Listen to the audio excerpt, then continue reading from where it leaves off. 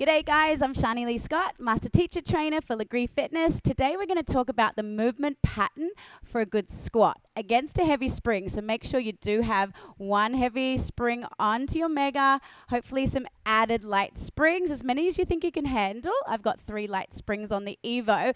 So right foot is going to anchor the platform, left foot to anchor the carriage. Feet on the inside straps make sense against the tension.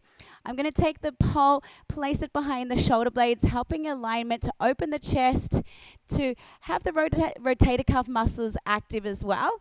All right, so the carriage is now pressed out and stationary, so there's tension against our springs.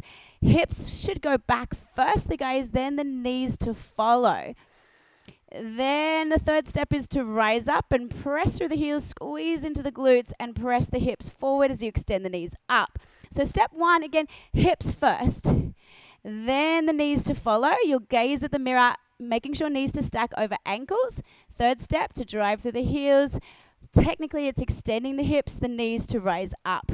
So what's happening here, guys? If you take it to knees first, it all dumps into the quads. So that movement pattern is important.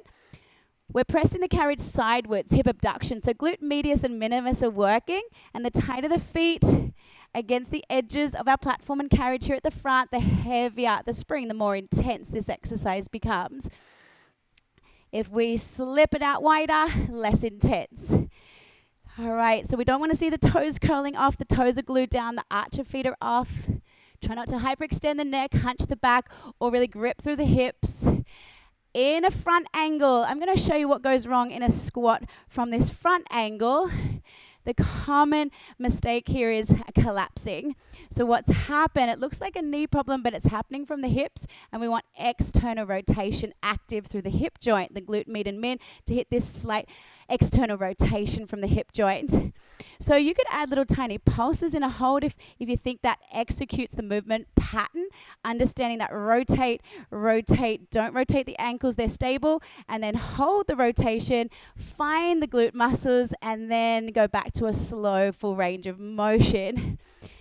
That exercise, guys, squats, leads you into the exercise skating, where also the weight is in the center. So tune in for another video for skating. Thanks so much for joining today.